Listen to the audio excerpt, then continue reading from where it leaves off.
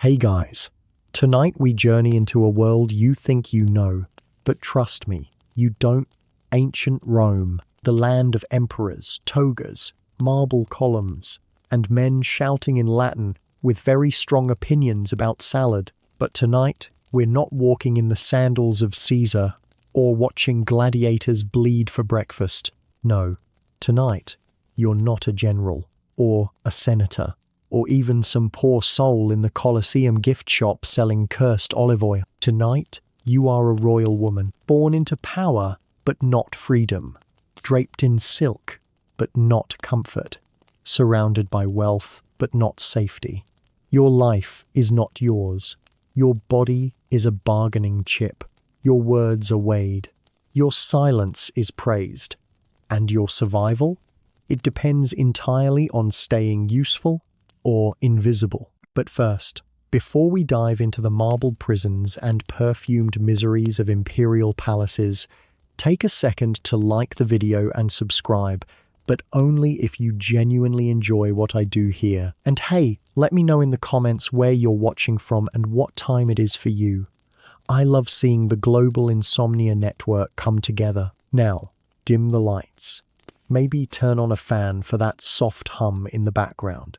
Get comfortable, let your eyelids get heavy, and let's slip together into tonight's story, tonight's journey. What life was like for royal women in ancient Rome. Let's set the stage. You might think being a royal woman in Rome means you have it all. Silk robes, gold jewelry, private baths, exotic perfumes, maybe a villa in Capri. Maybe a few poets reciting sonnets about your cheekbones. But no, what you actually have is a role, assigned to you before you could speak. Maybe you were born a daughter to an emperor, or a niece to someone scheming. Maybe you were married off at 14 to a man 3 times your age for an alliance no one explained to you. Or maybe you were adopted into the family because that's a thing, just so someone could control your future, like an expensive chess piece. To the world, you're powerful. To your household, you're essential. To the emperor, you are either a womb or a threat. And your daily life? Control. Every bite of food, every phrase you utter in public, every gesture, even how long your eyes linger on a guest at dinner, could be the reason someone whispers about poison the next morning. You live surrounded by luxury, yes, but also surrounded by spies, expectations, and the lingering scent of fear soaked into silk. You have tutors, servants, and slaves. You are not alone, ever. You might even have admirers. But your actual choices? Your privacy? Gone. You belong to the family, to the state, to history, and none of them ask what you want. So tonight, we follow your life, not as the world sees you, but as you live it. We'll walk through your mornings, cold and ceremonial, your meals, elegant but calculated, your hygiene, your clothes, your marriage, your children, the danger, the pageantry, the silence, the secrets whispered behind fans and behind doors that never quite close. And as the candlelight flickers across a frescoed wall, you'll realize something. It's not the lions in the arena you should fear. It's the dinner guest who smiles too long, the husband who frowns at your dress, the slave who watches, the niece who plots. This is not freedom. This is a gilded trap. And you live in it. But don't worry, you'll survive. You're smart and patient. And you understand the most important rule of all.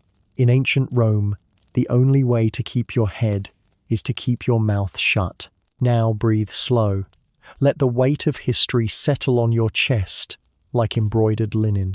And let's begin. You wake up before the Sunday, not because you want to, but because servants were told to stir you early, quietly, with deference, not with words they know better than to speak to you uninvited, but with movement.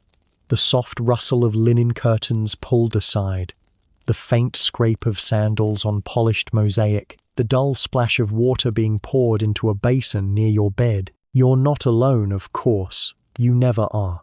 Even in sleep, even in your private chamber, your solitude is an illusion. The room is quiet, but not silent. It hums with the presence of others' attendants, moving with the kind of rehearsed quiet that makes them feel like ghosts.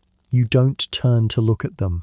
That would be acknowledgement. And acknowledgement, in this world, is power.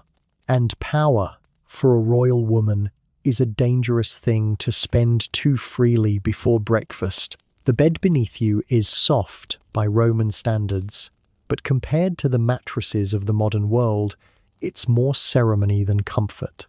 Stuffed with feathers or wool, depending on the season, and covered in dyed linen sheets that have been embroidered by women who will never sleep in a bed like this. You shift under the weight of an ornate coverlet woven in bright purples and gold thread, not for warmth, but for the statement it makes to anyone who enters the room. Even in sleep, you are valuable, but that doesn't mean you're comfortable. The air is still heavy with last night's perfumes: jasmine, myrrh, rose, water, a blend of luxury and suffocation. Your skin itches faintly under the scented oils that were applied before bed, their slickness now drying, flaking, pulling slightly where it rubbed into your sheets. The sensation is neither clean nor dirty, just ever present. The way status always is. You open your eyes slowly, not because you're tired, but because your day does not belong to you. You will not rise when you feel like it. You will rise when your schedule planned by someone else allows it. You are a royal woman. Your existence is public property, even if your thoughts are not. The light is dim but warm. The heavy curtains around your sleeping area diffuse the early glow of Roman sunlight, not sunlight from outside, not yet, but the filtered gold from oil lamps still lit in the hallway, their flames low, flickering behind thin bronze grates. You can hear the low murmur of early morning prayers echoing faintly from the atrium below. The slaves begin the day long before the family does, and their whispered chants are as much a part of your morning as your own breath. You glance at the ceiling. It's painted, of course, a grand fresco, imported artists, mythological scenes, but you barely see it anymore. You've woken beneath gods and monsters your whole life. Jupiter hurling thunderbolts, Venus lounging in seashells, Mars charging into war with a red cape and too much confidence. You know the stories. You've lived versions of them, but right now, they just feel like a reminder that you're not a goddess, only a woman forced to perform like one. A servant approaches.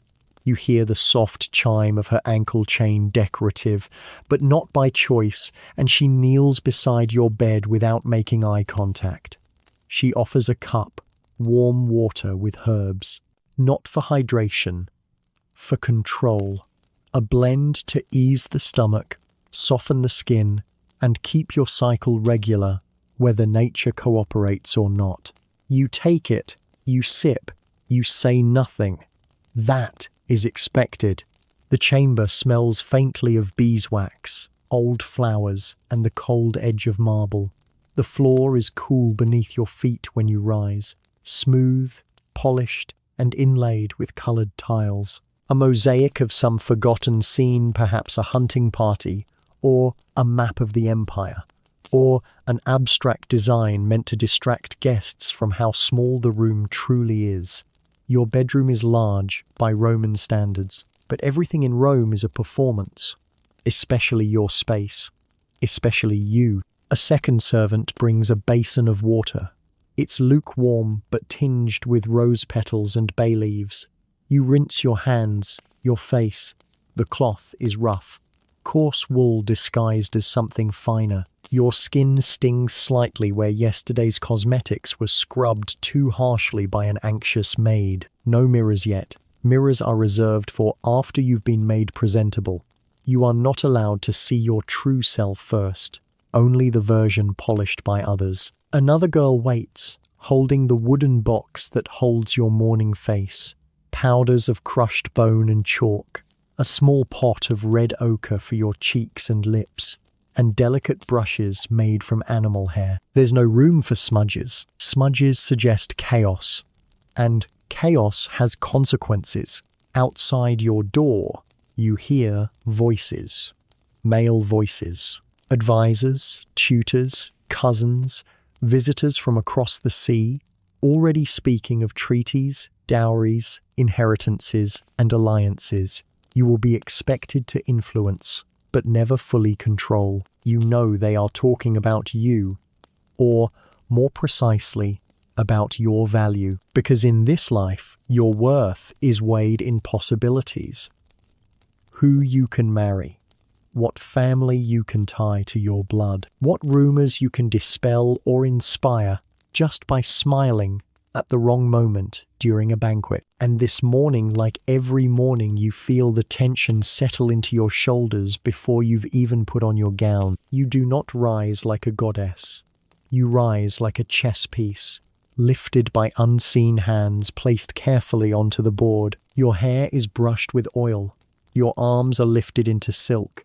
Your eyes are lined with charcoal, not for beauty, though it achieves that, but for clarity. Wide eyes are easier to trust, easier to manipulate, easier to control. Finally, you are allowed to look into the mirror. The face that stares back is yours, but not yours.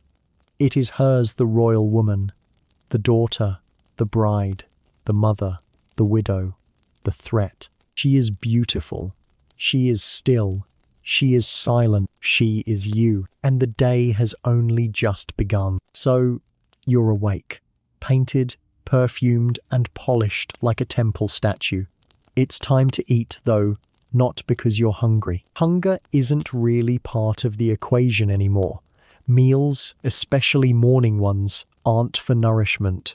They're for pacing, for performance, for maintaining a fragile internal balance your body didn't ask for. The servant to your left announces that the gentaculum, the Roman breakfast, has been prepared.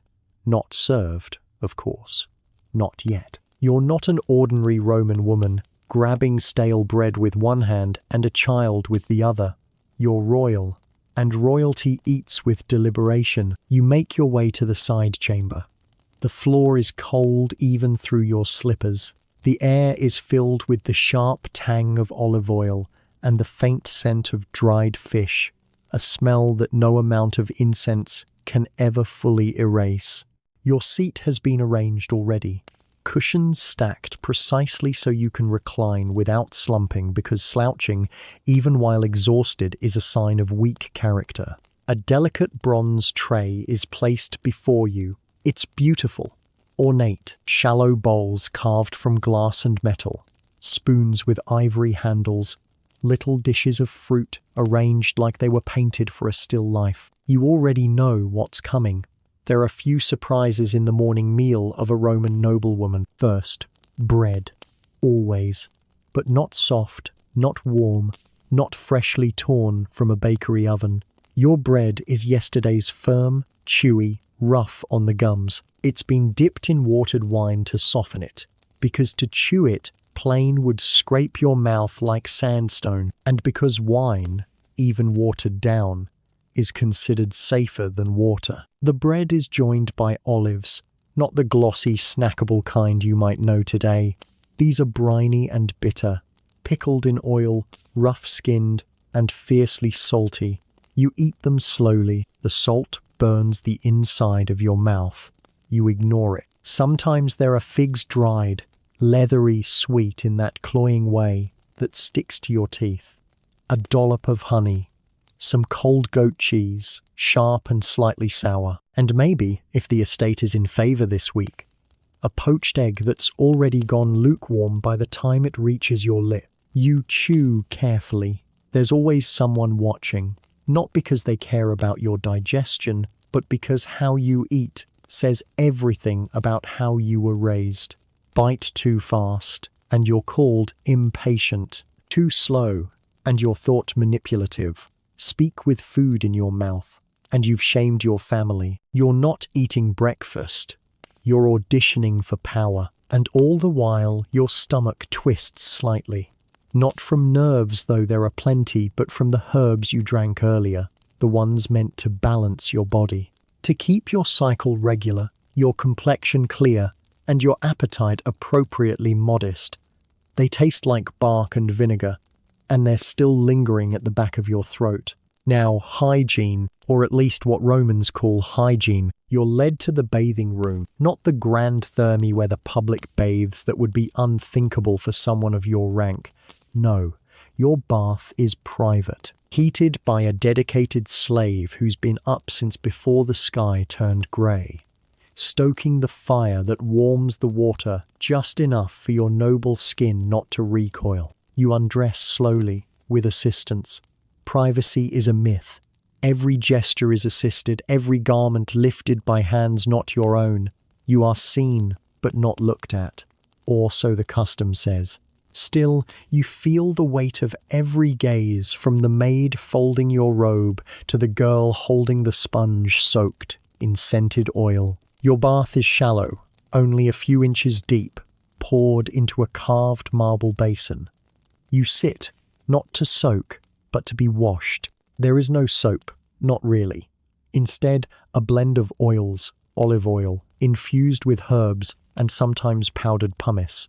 It smells like crushed bay leaves and citrus peel, with a hint of iron from the tools. One servant pours oil on your shoulders, while another scrapes it off with a curved bronze strigil, a ritual that removes dirt, sweat, and any lingering illusion that this is meant to be relaxing.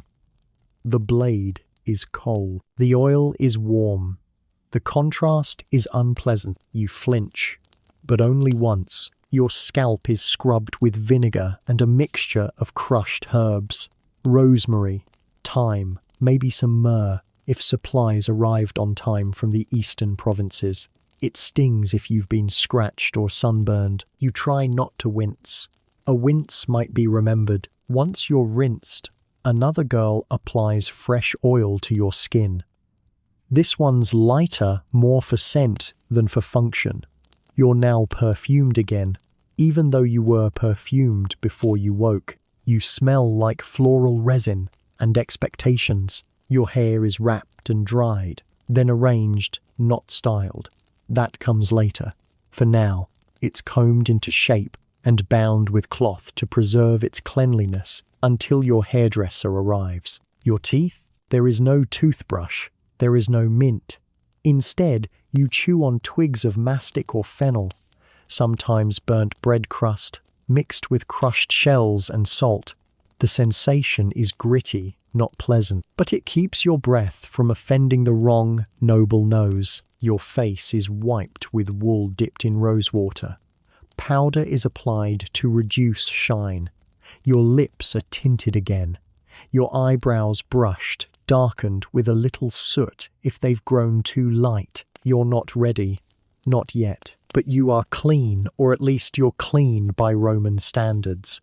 You're prepared for your body to be dressed and displayed, the most visible, vulnerable part of your identity. And all of this, the food, the oil, the grooming, is meant to preserve not just your health, but your status.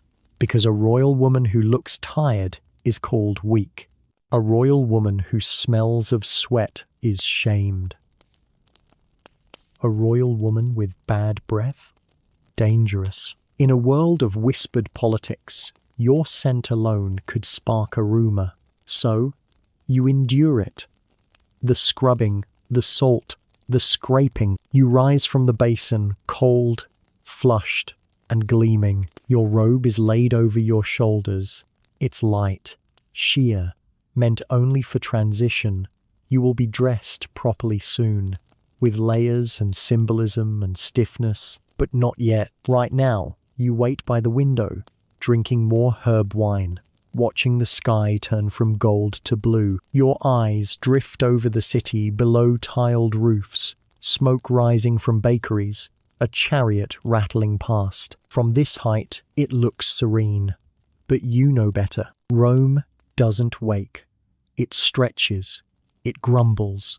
It sharpens its knives behind a smile. And you clean, quiet, polished, are already preparing for whatever it demands of you next. You're standing still. That's your job now, to hold, to wait, to allow.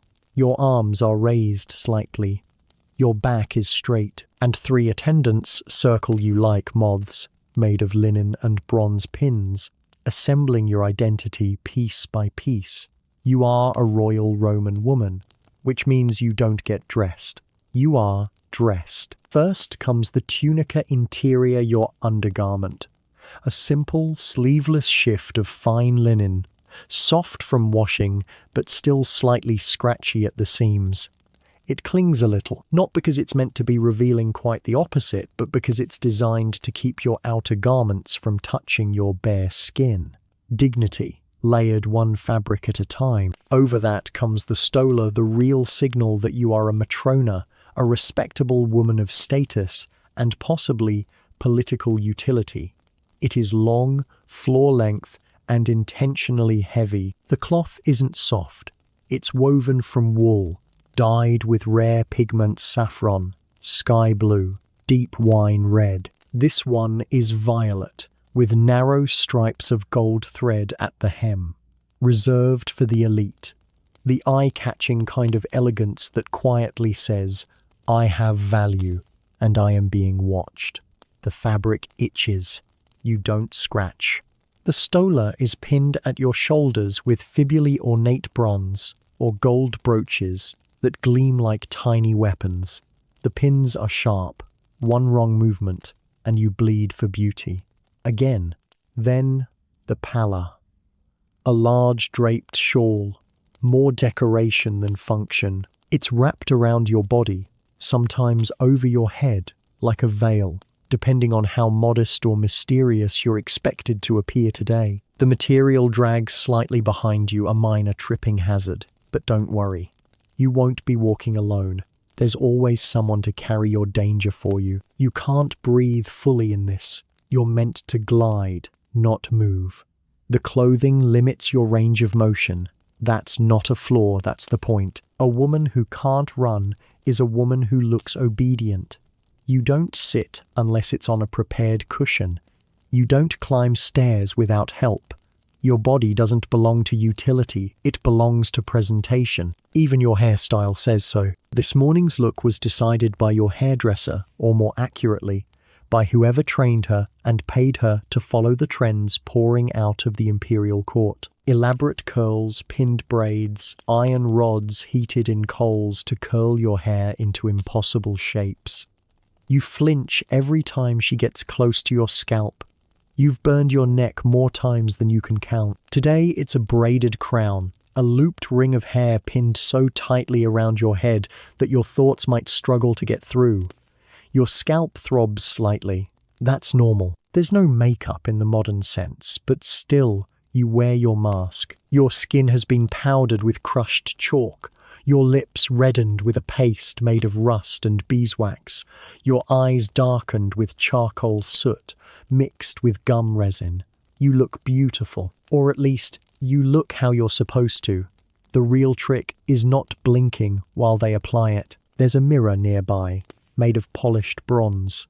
You glance at yourself. You do not look natural.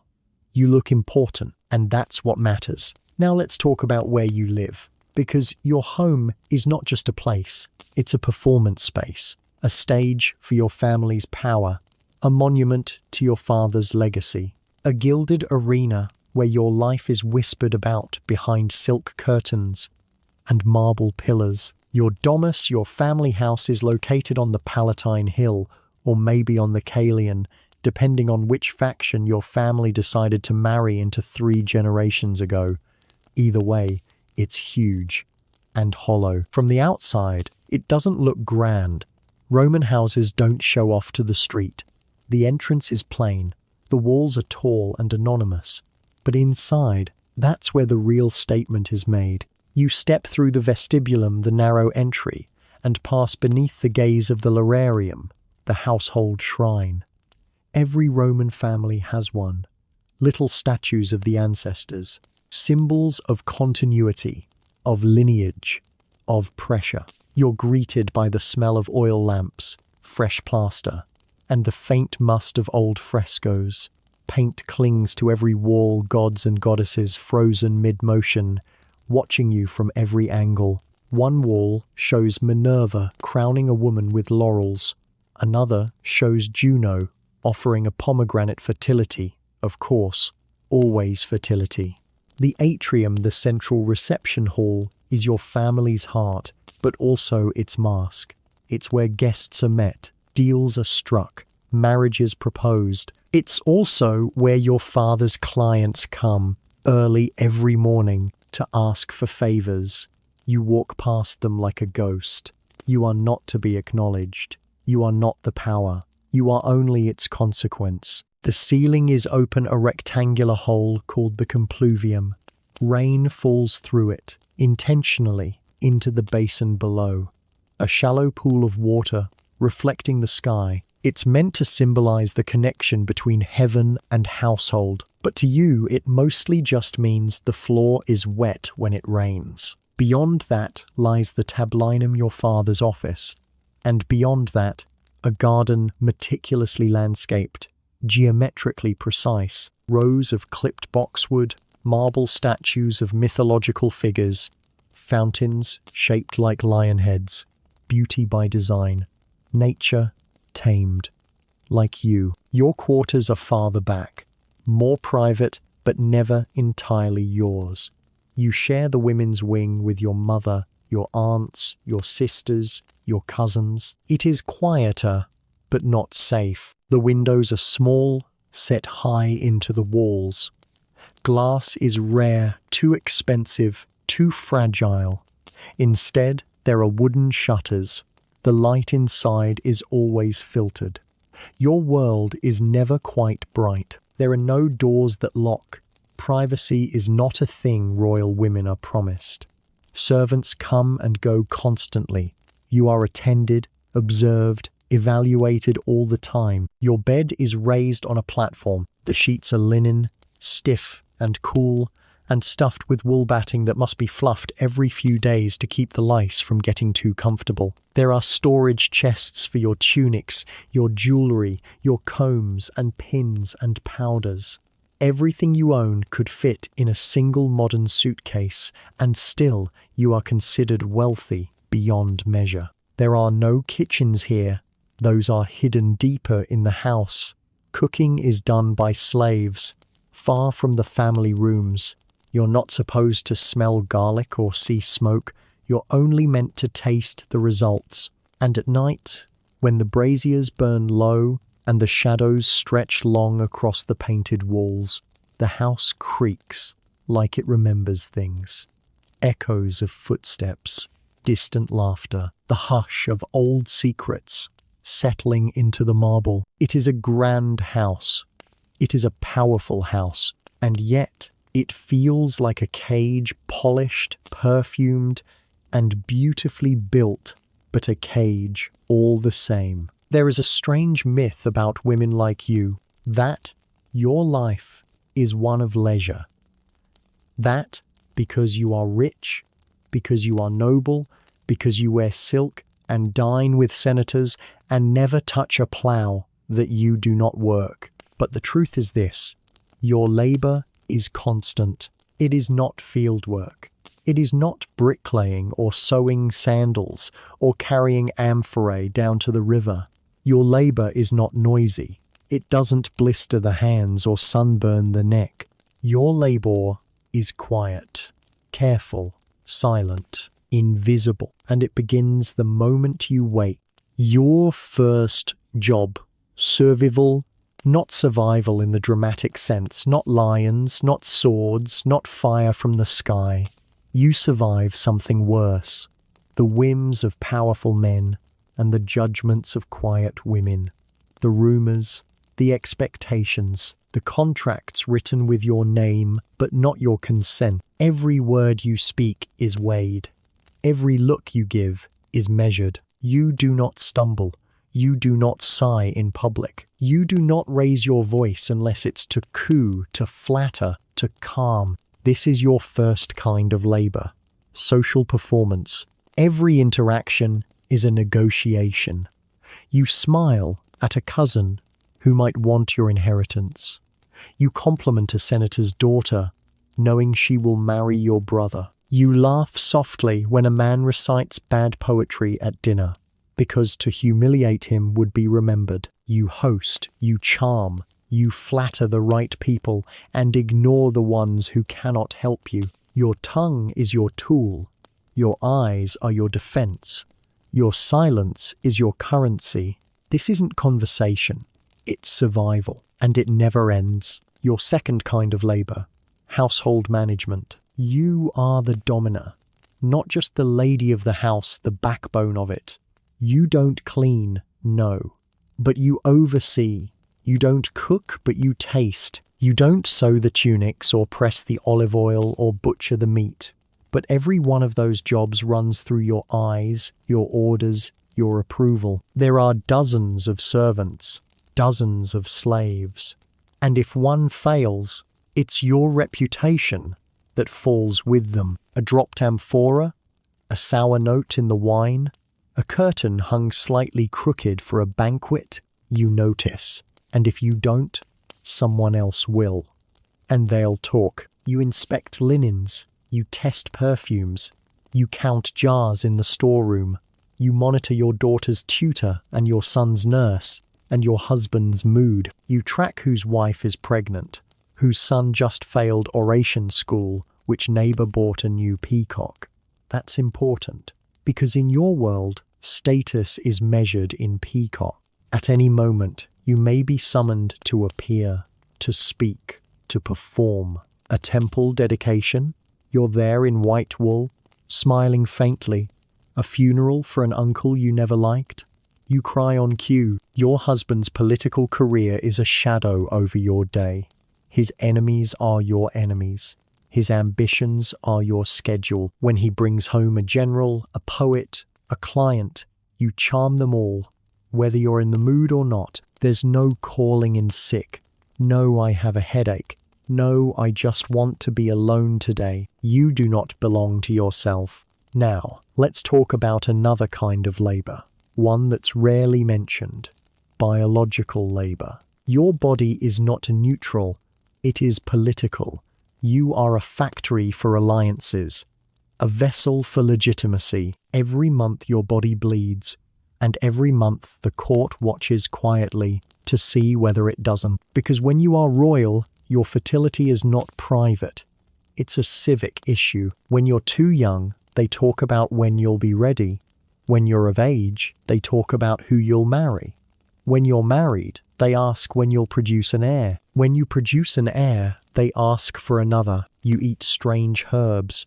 You swallow honey-soaked dates. You lie still after prayer rituals. You do not run, or ride, or jump, because someone once said it made the womb wander. And when you do get pregnant, the pressure gets worse. The physicians offer advice. The priestesses offer incense. The older women offer terrifying stories. You grow, swell, ache, and still you smile at the dinner table. Still you supervise the house. Still you wear your cosmetics. You're not allowed to fall apart.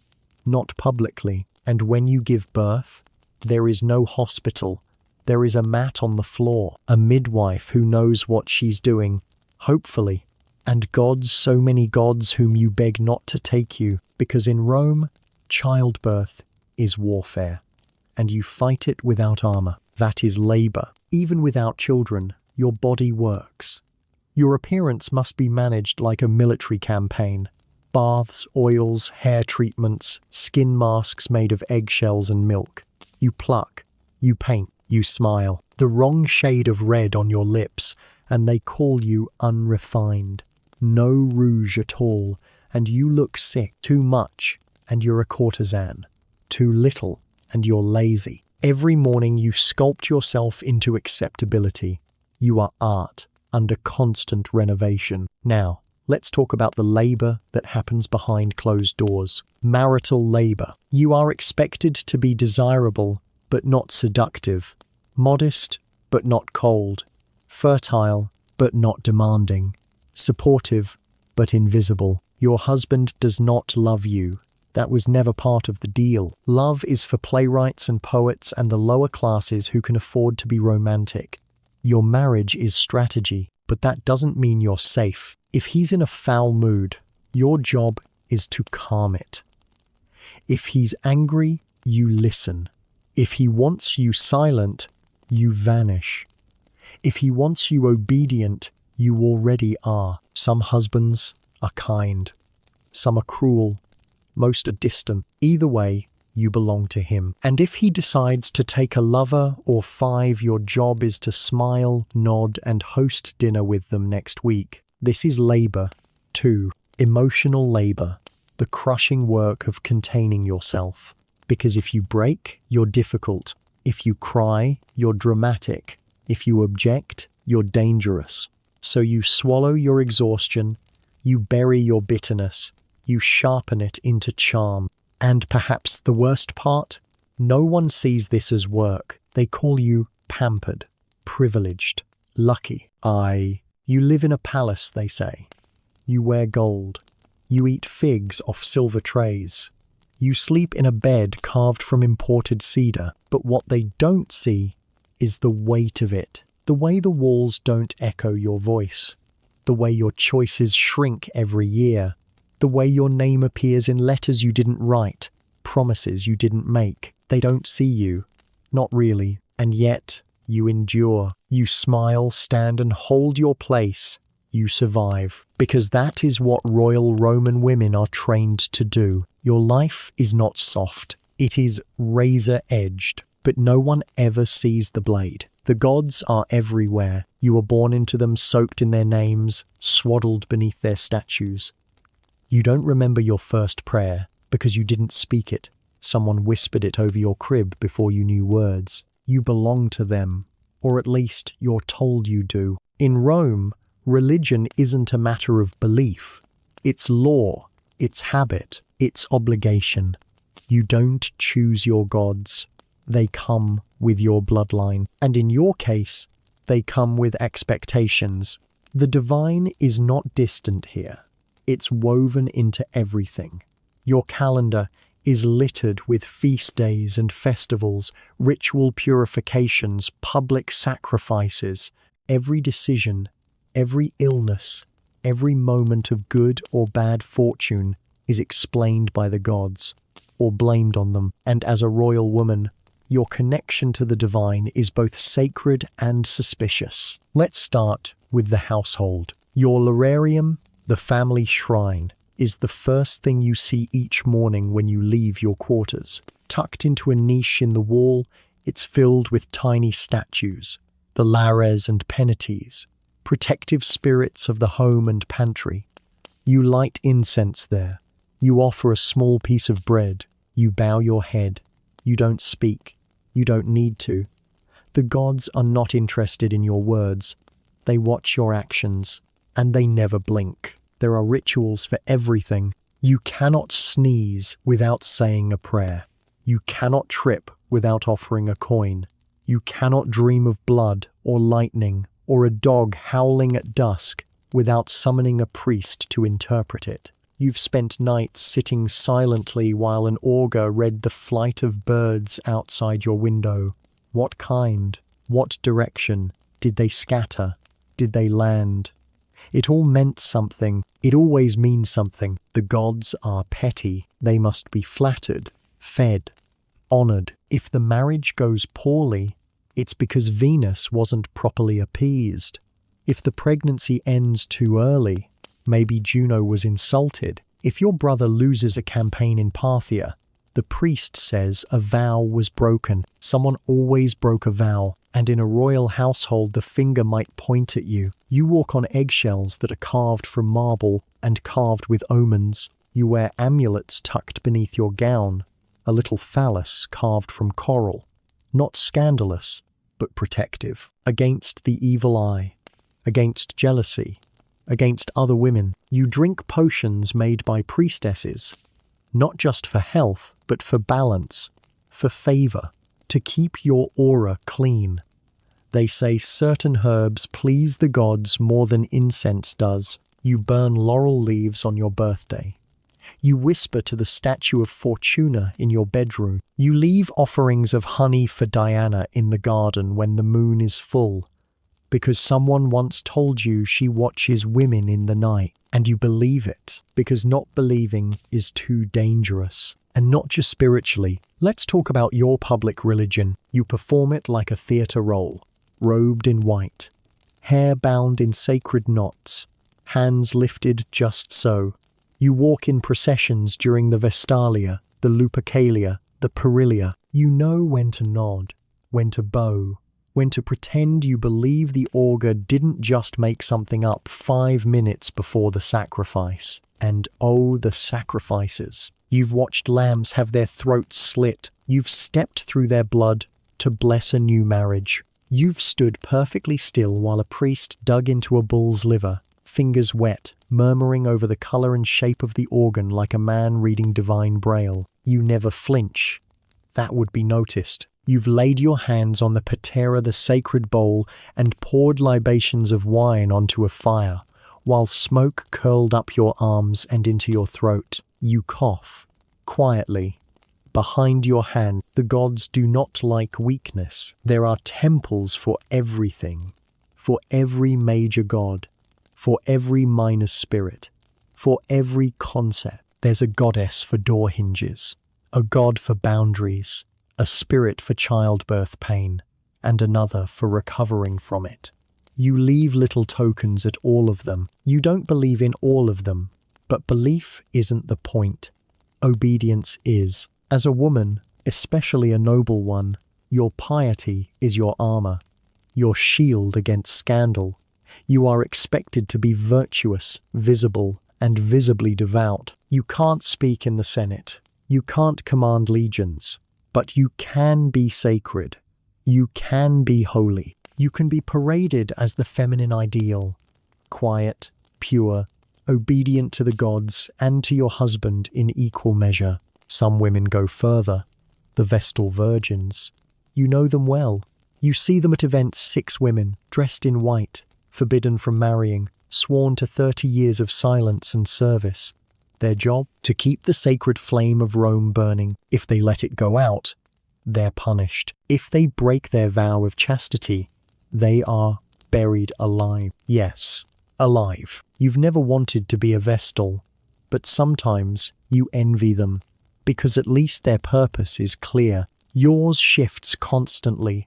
Mother, daughter, wife, widow, beauty, burden. You light your own fires, not sacred ones, just candles, small offerings. You pray in your own voice when no one's around. You whisper to Juno, asking for protection. You plead with Venus, not for love, but for patience. You beg Fortuna not to notice you for a little while. And always in the back of your mind is the fear that none of it matters, that the gods are silent, or cruel, or laughing. So you hedge your bet. You consult the Matrona down the street who offers secret prayers to Etruscan spirits. You carry an Egyptian scarab in your jewelry box, just in case Isis is listening. You never step out the front door on certain dates. You avoid the forum on days when Mars is in a bad mood. You don't touch iron after sunset.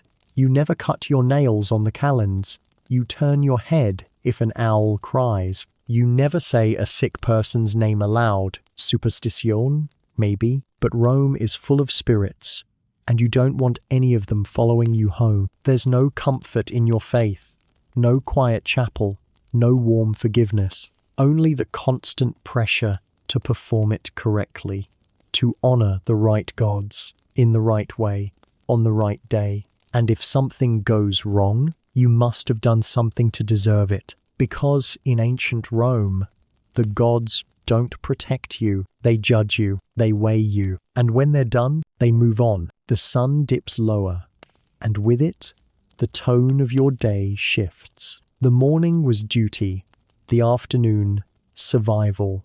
But the evening is theatre. This is when Rome begins to speak in perfume, laughter, and shadows. And, as always, you're expected to play your part. Dinner the Cena isn't a meal. It's a display. A layered, exquisite, exhausting display where every dish is laced with meaning, and every moment can be an opportunity or a trap. Your appearance is refreshed before you enter the dining room. Your hair is redone not because it's out of place, but because it must be seen as touched, polished, tended to. Your stola is changed to something more formal silk, this time dyed a deeper color to catch the glow of oil lamp. You wear your jewels, not your best, but the ones that say, "I am important, but not trying too hard." A difficult line to walk. The room is already buzzing. Slaves move silently between low couches, adjusting cushions, setting trays. The air smells like roasted herbs, honey, lamb fat, and a hint of garum, the fermented fish sauce that clings to every Roman feast like a culinary curse. You don't sit at a table, you recline. This, too, is performance. Your left elbow rests on a pillow. Your right hand is free to eat, or gesture, or pour diluted wine. There's no cutlery, only fingers, napkins, and the occasional spoon. You are not expected to feed yourself like a worker, no carving, no tearing. Slaves bring small, bite-sized portions, arranged in sequence, placed in your reach. You are not meant to gorge. That's for men. You are meant to pick delicately, like a bird with excellent posture. The food is rich, too rich. You've grown used to it, and yet it still feels like a challenge. First, the gustachio, the appetizer course. Small plates of olives, pickled vegetables, sea urchins, boiled eggs with pine kernels, oysters on beds of lettuce, all sprinkled with strange spice blends, meant to show off the host's trade connections. You taste one bite of each, no more. To finish a plate implies hunger, and hunger here is a little embarrassing. Then comes the prima mensa, the main course. This is where things get truly absurd. Roasted dormice, stuffed with minced pork and dipped in honey, flamingo tongue, peacocks with their feathers reattached after cooking, fish that still twitch slightly from bad timing or bad manners. You eat the safest thing, maybe a slice of honey-glazed ham, maybe cold-boiled eggs and lentils with vinegar, a little bread but not too much. You're watched, always watched. The other women make small talk, quiet laughter, downcast eyes. You nod, smile, offer the occasional compliment. You listen more than you speak. You already know that your words carry weight too much, sometimes. A careless joke could be repeated. A sharp observation could be twisted. And laughter, the wrong kind of laughter, is always dangerous. You sip wine, it's watered down. All of it is, especially for women. A woman who drinks her wine straight is seen as unruly, loose, uncontrolled. So yours is diluted until it tastes more like sour water with the memory of a grape. You sip anyway. The third course, secunda mensa, is dessert. Figs drizzled in honey, almond pastries, dates stuffed with pine nuts and black pepper. It all smells sweet, decadent, but you're full, or nauseous, or too tense to swallow. Still, you take one bite of something sticky and golden. It's good. You don't smile. The food is only the backdrop. The real entertainment begins when the plates are cleared. A poet stands and recites a new work, something about the stars, or desire, or a general who conquered a river and regretted nothing. You nod at the right moments. He glances at you. You do not glance back. Then come the dancers, Greek girls, with oiled skin and painted eyes, twirling beneath bronze lamps. They are beautiful and too young, and paid for by someone who doesn't care about either of those facts. A man next to you jokes about buying one for his villa in Baiae. You smile faintly and say nothing. There is music lyres, flutes, soft drums, and more wine. Men begin to loosen their words. One of them leans toward you. You recognize him, a friend of your cousin's husband. He smells like cinnamon and sweat. He says, "You look well." You say thank you. He says your eyes are like sapphires in moonlight. You say nothing. He says you must come to his estate sometime. You say, perhaps. He's not flirting, he's testing. Because in Rome, a woman's reactions are worth more than her opinions. How you deflect, how you charm, how you maintain the perfect edge of distance without ever once appearing rude. That's the game. And while the men laugh or shout or argue over politics and poetry, the women you work harder than anyone else in the room. It's a negotiation in every glance. You don't yawn, you don't slouch, you don't eat too much, you don't leave too early, and yet you are tired. Not just from the food, or the clothes, or the endless balancing act of polite conversation, but from the constancy of it. You've watched another noblewoman ruin her future with one comment about the emperor's new mistress. You've seen girls be married off 2 weeks after a failed banquet performance. You've seen eyes flick down to your stomach and then quickly away, always wondering if you're pregnant again, always calculating your worth. You've learned how to pretend you're listening while counting how many cups of wine your husband has had. You've memorized which topics cause your father to frown. You know which names to avoid, which guests are enemies dressed in silk. This is not a dinner party. This is a battlefield in silk slippers. And when it ends, when the dancers are gone, the guests have spilled into lit streets, and the plates are cleared, you return to your chambers. You are still full but hollow, still sweet-tasting but bitter at the core. You undress in silence. The robe falls. The jewelry is unpinned. Your hair is let down, the curls undone, the pins removed one by one, like claws from your scalp. And in the mirror, you catch a glimpse of yourself, not the face you wore at the table, but the one beneath. Exhausted, alert, tense, because even in your own house, in your own skin, you are performing, and tomorrow, the performance begins again. It always starts the same way, a chill down your spine, a little ache behind your eyes, a tightness in your throat that feels like dust, or maybe guilt, or maybe something worse. You don't say anything. Not yet, because in ancient Rome, to admit sickness is to admit vulnerability, and for a woman in your position, vulnerability is just a different kind of death. You try to shake it off. Perhaps it's the heat, the wine, the scent of incense still clinging to your robe. Perhaps it's nothing, but you already know it isn't. You've seen it happen before. The slow change in a cousin's voice, the color draining from your sister's cheek, the distant hollow cough that echoes through the women's quarters like a secret no one wants to name. There's no privacy in illness here, no space to suffer quietly. Once word gets out that you're unwell, the entire house rearranges itself around your body, and not always with kindness. Because in ancient Rome, illness isn't just physical, it's political. If you're too sick to attend the ritual tomorrow, someone will whisper that you're lazy. If you miss your husband's feast, they'll say you're pregnant again.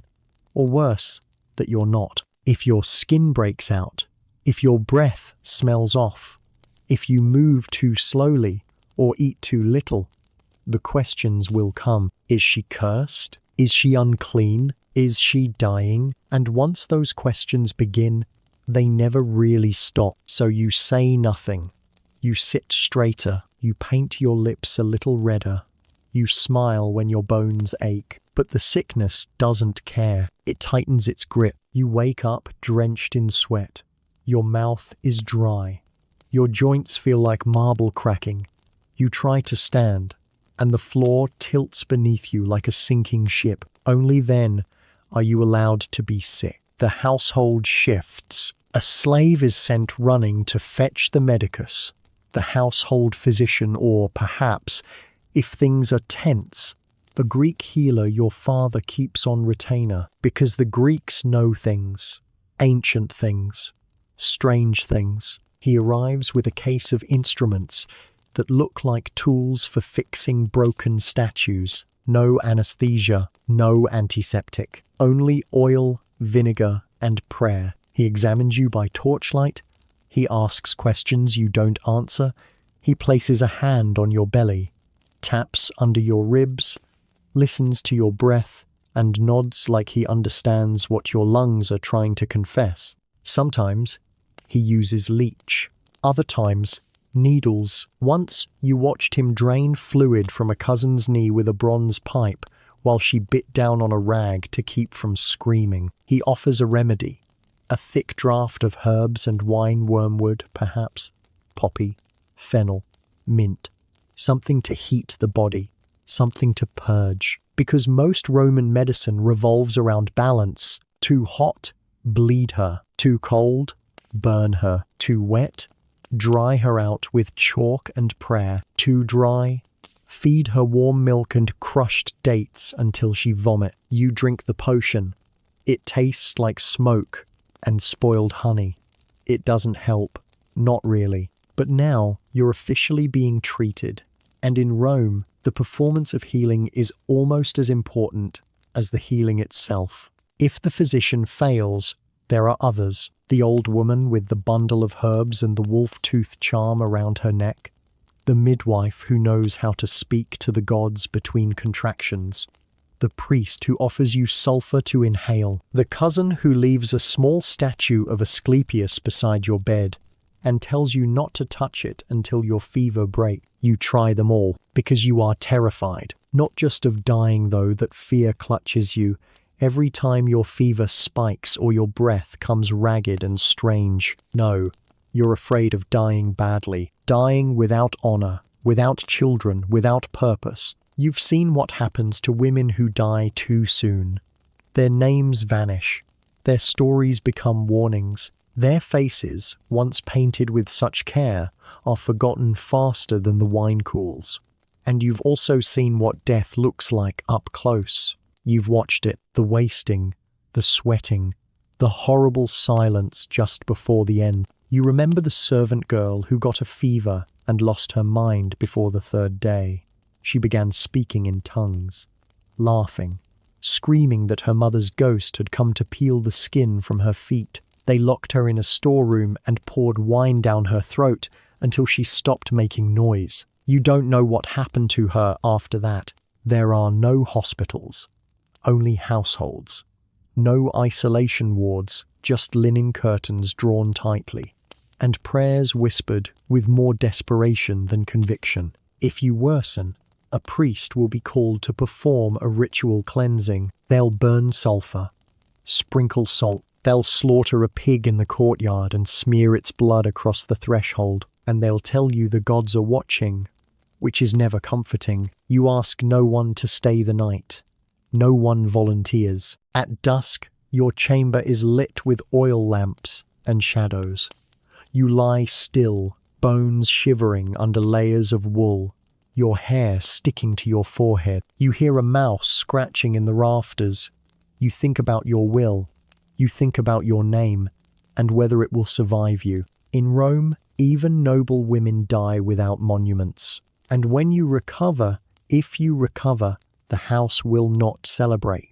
They will nod, offer you watered wine, tell you how pale you look, and then expect you to host a dinner within the week. There is no recovery time for women like you, only recovery expectations. And you will meet them, because what choice do you have? And even then, even when you're standing, dressed, smiling again, you will feel it. The edge of death, still close. Not gone, never gone. It lingers in the cough behind your rib cage, in the red spot on your arm you're trying not to check, in the memory of blood on the floor and the healer's eyes when he thought you weren't looking. Death in Rome is not dramatic. It is common, frequent, banal. A cough becomes a curse. A scratch becomes sepsis. A birth becomes a funeral. And for women, even royal ones, there is no armor, only endurance, only silence, only prayers that the gods aren't bored with you just yet. You are many things: daughter, wife, maybe mother, but above all, you are woman. And in ancient Rome, that word does not mean what you might think it means. It means expectation. It means function. It means you were born into a role, not a personhood. You learnt it young, before you could speak in full sentences. You were already being shaped for it. You were praised when you were quiet, corrected when you were too curious. Your laughter was softened, your steps shortened, your opinions sanded down before they ever had edges. You were raised in the women's wing of your father's house, under the watchful eyes of other women, mothers, grandmothers, nurses, slaves, all bound by invisible threads of obedience, whispering the same words into your ears. Be good, be modest, be necessary. You didn't play with swords. You played with dolls' pupae shaped from wax or clay, wrapped in little tunics, their eyes painted wide and obedient. You pretended to feed them, dress them, rock them, not because it was fun, but because it was rehearsal. And when you turned 12 or earlier, if the dowry was urgent, the rehearsals ended. You were married. You were handed off like a legal document. Your name exchanged, your gods reassigned. Everything you were, your lineage, your inheritance, your body became property of your husband's house. Sometimes you knew him. Usually you didn't. Sometimes he was kind. Often he was not. You were expected to leave your mother without tears, to greet your new family with grace, to learn the layout of a new household in silence and fit into it without complaint, like a piece of furniture, beautiful, silent, necessary. And when the time came, you bore children, or tried to. Pregnancy was not a private thing.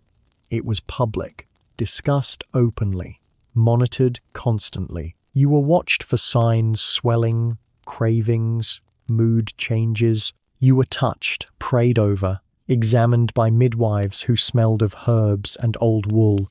You were congratulated before you were ready, before you even knew for sure. And if you miscarried, you were not consoled. You were questioned. Did you eat something cold? Did you sit too long? Did you anger Juno? Did you fail to offer milk to the household Lares? Even in loss, you were responsible. And if the child lived, if you made it through birth, through the screaming and the blood and the prayers and the sweat, your work had only begun. You fed the baby yourself, unless you were wealthy enough to hire a wet nurse, a slave, usually whose own child had died or been sold. She nursed your child so your body could recover for the next one. You watched your son grow strong, knowing he would leave you the moment he could speak Latin well enough to impress a tutor. He would go to school, learn to debate, wear a toga. You would become a memory in his story. Your daughters stayed, and you watched them walk the same path you did. You taught them to embroider, to walk softly, to speak gently. You braided their hair and taught them how to smile at the right man, at the right moment, and how not to scream when they were handed over at 13 to a man who smelled like politics and expectation. This was family, not warmth, but strategy, not affection, but structure. Love, when it appeared, was a luxury. It came in stolen glances, in small jokes whispered between sisters, in the soft breath of a child asleep on your chest. But more often, family was duty. You helped your husband's mother bathe when her legs failed. You oversaw the tutoring of your brother's children after his third wife died in childbirth. You managed dowries, scheduled funerals, attended births. You stood at weddings and funerals with the same expression: composed, observant, enduring, because Roman women were not allowed to fall apart. And if you were widowed, well, everything changed. If your husband was powerful, you gained freedom, property, perhaps, influence. You could oversee the estate, arrange matches, advise sons. But if you were too young, too beautiful, or too wealthy, you were remarried quickly, strategically, because a woman alone is a threat, not to the Republic, not to the gods, to the men around her. So you remarried. You smiled. You bore more children. You became again the hinge on which another household door opened and closed. Even when you were not bearing children, your body was still policed. Too thin, you're sick. Too round, you're spoiled. Too pale, you're weak. Too dark, you've been outside too long. Every part of you was judged against standards no one ever defined, and none of them had anything to do with your own comfort. And through it all, you built a world within those restrictions. You carved out moments of power, subtle, quiet, potent. You whispered advice into your husband's ear before he met the Senate. You arranged matches for your sons that elevated your family's position. You hosted dinners that shifted alliances. You taught your daughters how to survive, how to charm, how to wield softness like a knife. You found ways to resist, not with swords, but with silences, with cleverness, with resilience, with the one tool Roman women learned better than anyone else: endurance. Because family wasn't comfort, it was your battlefield. And in that war, you didn't get to be the general, but you made sure the army ate. You made sure the enemy was never sure if you were weak or just pretending. And in the shadows of that household behind the painted walls, beyond the censers and peacock feather fans, you knew your real power. To survive long enough to outlive them all. By mid-afternoon, the sun hangs heavy in the Roman sky, and with it, the heat settles into your bones. The walls of your house cool in the morning, begin to radiate warmth like breath from a beast's mouth. It is the hour of rest. For some, for men, this is the time to retreat to their studies, to review letters, host clients, maybe dictate correspondence to a slave with good handwriting and no opinions. For women, especially women like you, this is the hour where everything boils just beneath the surface. You are not resting, you are navigating, because in the stillness of the afternoon, when the world goes quiet and the heat makes people lazy with their secrets, this is when the trouble begins. Not in the streets, not in the forum, right here, in your home. Let's talk about conflict, not the sword kind, the sharper kind, the domestic, social, whispered kind that lives in glances and half-sentences and questions asked too sweetly. There are no official ranks among the women in your household, no medals, no offices. But don't let that fool you. There is a hierarchy, and it is brutal. Your mother-in-law still believes she runs the house. She doesn't, but you let her think she does until she forgets her place and tries to discipline your favorite maid or changes the seating for dinner. You handle her delicately, smile, praise her wisdom, correct her by suggestion, never by contradiction, because you don't want an enemy who shares your roof. Those are the worst kind. Then there's your sister-in-law, younger, prettier, jealous. She once mentioned too loudly how your last child had your nurse's nose. A joke, she said. A compliment. You laughed with everyone else. But you remembered. So now you speak of her hair. You call it bold, which is Roman for slightly inappropriate. You compliment her tunic fabric, saying it reminds you of one worn by a merchant's wife. She smiles. Too why? You smile back. War in slow motion. And then there are the slaves. Countless eyes. Always watching. Some loyal only to themselves. They know more about your house than you do. They hear things you don't. They see who comes and goes.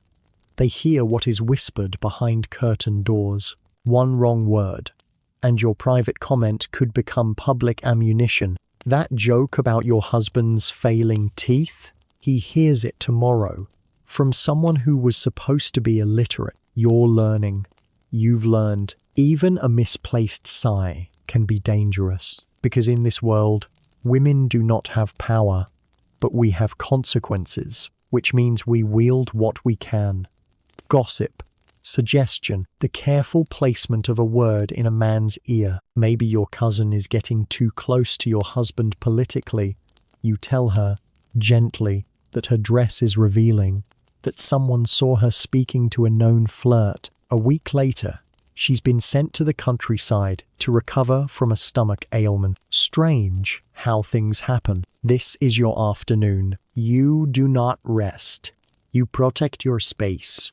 You protect your name. You protect your children, because outside your home, the world is worse. You've seen what happens to women who are unprotected, even noble ones. You've watched a senator's daughter shamed after a love letter written by someone else was found in her quarters. She claimed innocence. She wept in public.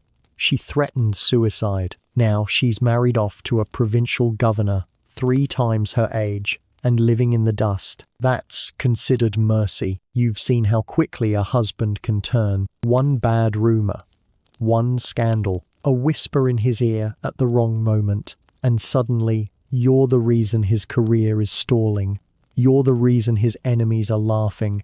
You're the weak link.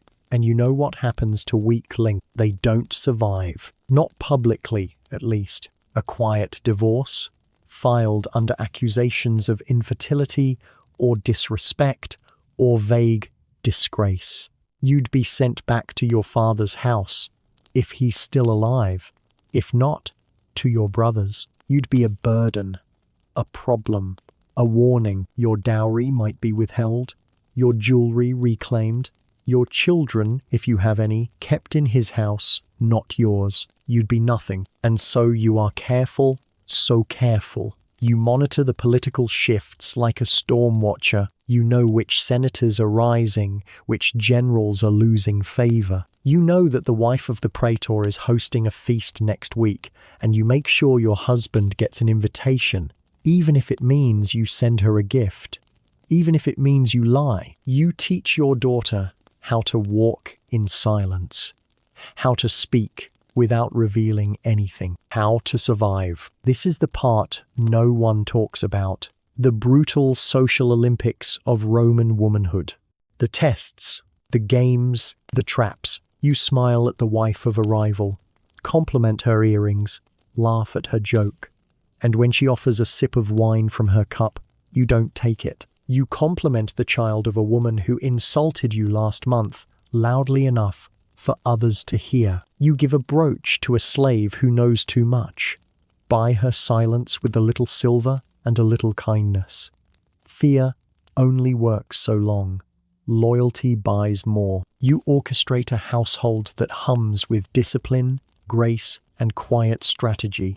And still, every moment, you're prepared for it all to fall apart. Because it can. Because Rome is not a place of peace. It is a place of mask. And behind every one, someone is watching, measuring, waiting. And just outside these marble walls, the street is no kinder. Justice is inconsistent. Punishment is public. You've seen a woman whipped in the forum for false accusations, and then watched her accuser receive a statue 2 years later. You've seen slaves crucified for stealing scraps of bread. You've seen men exiled for poetry, and women exiled for being inconvenient. There is no protection, not really. Not unless you're useful, not unless you're clever, not unless you're afraid enough to play the game. And so you play it. Every afternoon, every hour, every breath, you live in luxury and in fear, but you're still here, still upright,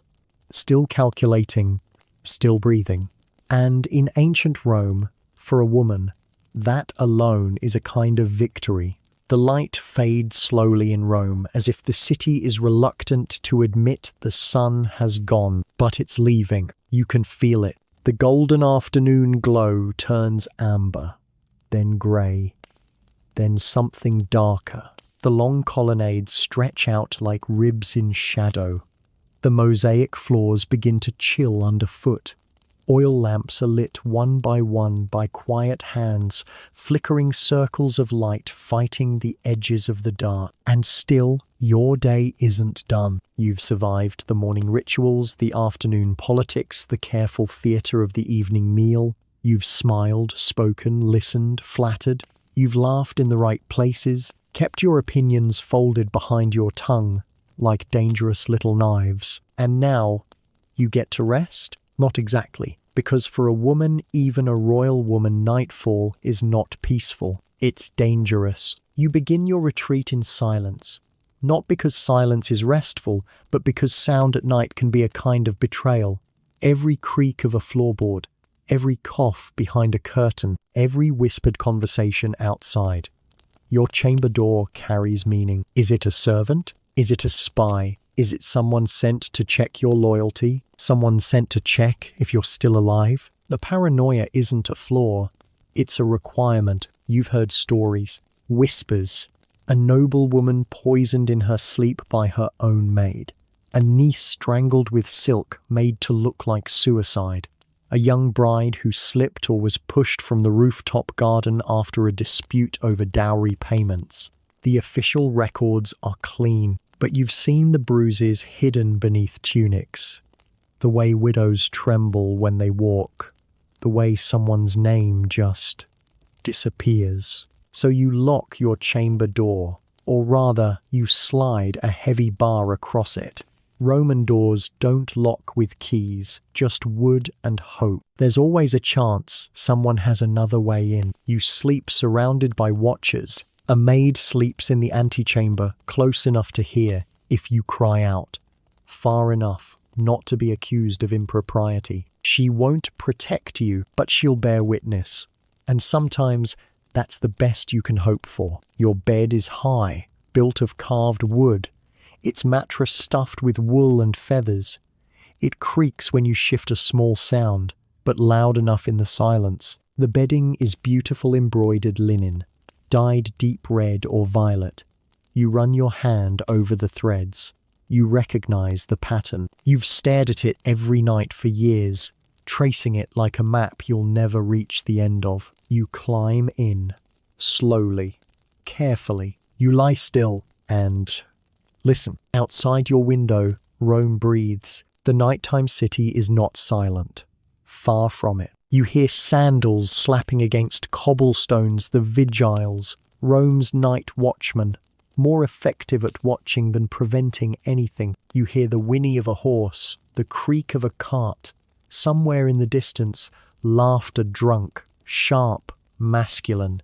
It spills through the streets like wine, staining the darkness. Then, a scream, brief, not followed by anything. You close your eyes.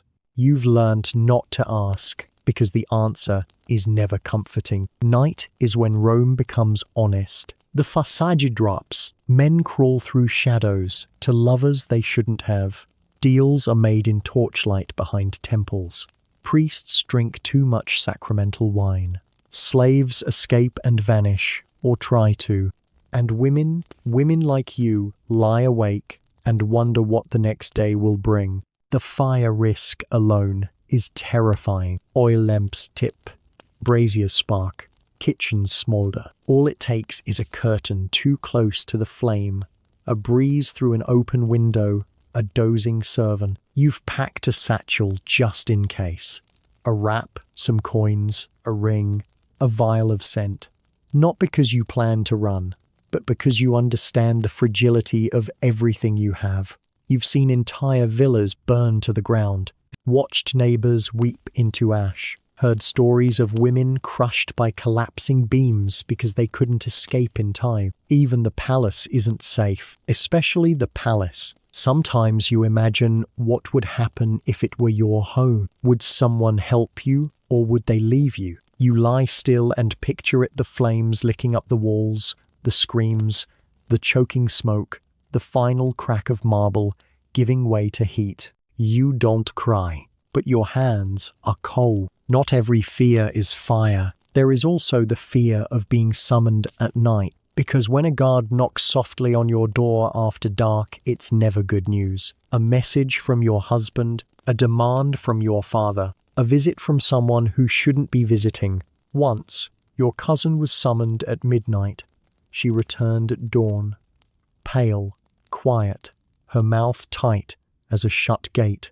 She wouldn't say what happened. 2 months later, she was married to a man no one liked to speak of. That's how fast your future can change. One night, one request, one bad answer. And then there's the most constant fear of all. Death. Not the death of soldiers, swift, glorious, theatrical. No. Yours would be quiet. Maybe from childbirth, maybe from a fever, maybe from a single sip of tainted wine. You wouldn't be given a eulogy in the Senate. You wouldn't get a statue in the Forum. Your life would be reduced to a name carved on a slab in the family tomb, or not even that. If your death was inconvenient, it would simply be erased, as if you had never mattered at all. So you lie in your bed, surrounded by silk and silence, and try to breathe evenly. Try not to cough. Try not to think about the bump on your arm, the chill in your lungs, the faint stomachache you've had for 3 days. Try not to think about the letter you weren't supposed to read. Try not to remember the glance your husband gave your handmaid during dinner. Try not to fear the shadow in the corner of the room that hasn't moved in 10 minutes. You close your eyes.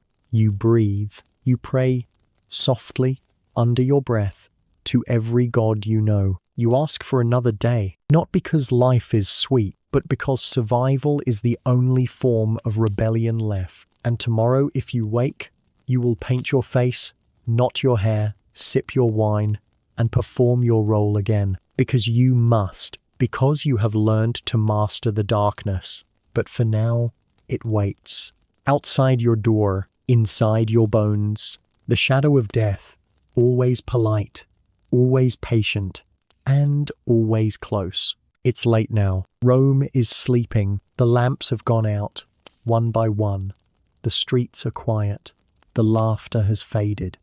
Even the watchman's sandals have stopped echoing down the stone alleys. Somewhere, a dog barks. Then silence again. And in your bed, in your chamber of embroidered linens and heavy shadows, you are still awake, but softer now. Still, you've made it through another day. And what a day it was. Every hour was a test. A negotiation. A decision you weren't allowed to admit you made. You've worn every mask they gave you, daughter, wife, mother, ornament, diplomat, shadow, and you've worn them perfectly. But now, the masks lie folded on a stool by the wall. Now it's just you, and the quiet. And if you're very still, you might remember who you are beneath all of it. A woman, yes, but more than that. A survivor, a strategist, a witness to an empire that asked for everything and gave very little in return. You've lived in luxury that felt like captivity, in a palace that sometimes felt colder than the street outside. You've eaten from silver and tasted bitterness. You've worn silk that scratched and smiled through the pain. You've bathed in oil, scrubbed in herbs, powdered your face until your skin forgot what air felt like. And still, you stood every day. You spoke when it was safe. You listened when it wasn't. You said yes when you meant maybe. You said nothing when silence was the only way to be heard. You managed your household like a battlefield. You guided your children like a priestess guiding souls through the underworld. You buried your fears beneath laughter and your anger beneath politeness. And when death came close, as it always does in Rome, you greeted it with steady breath and calm eyes. You never asked for this life. It was chosen for you, written in your blood, braided into your hair before you even knew how to say your own name. But you lived it with grace, with calculation, with more strength than anyone ever gave you credit for. And now you sleep, not in fear, not in performance, just sleep. Because even you, the woman with a spine of silence and a soul like tempered glass, even you need rest. Your hands unclench. Your yav softens. Your breath slows. You're safe. For now. And tomorrow, when the sun rises, you'll hear the curtains pulled back again. You'll smell rose water and see the oil basin waiting. You'll sit still as your hair is combed and your skin prepared. You'll put the mask back on, but not yet. Right now, no one is watching. Right now, you don't belong to Rome. Right now, you belong to yourself. And as you drift, slowly, gently, into the warm velvet of sleep, let the noise of the empire fall away. The marble, the gold, the whispers, the judgments, gone. Let it all go, because you don't have to wake up there. You don't have to trade freedom for silk. You don't have to smile while the world devours you. You don't have to carry the weight of generations in your posture. You don't have to fear the knock at the door. Not here, not now. You can just rest. So tonight, as your eyes close and your breath steadies and the story fades like incense in a cooling chamber, remember, you don't have to wake up in ancient Rome. Sleep well,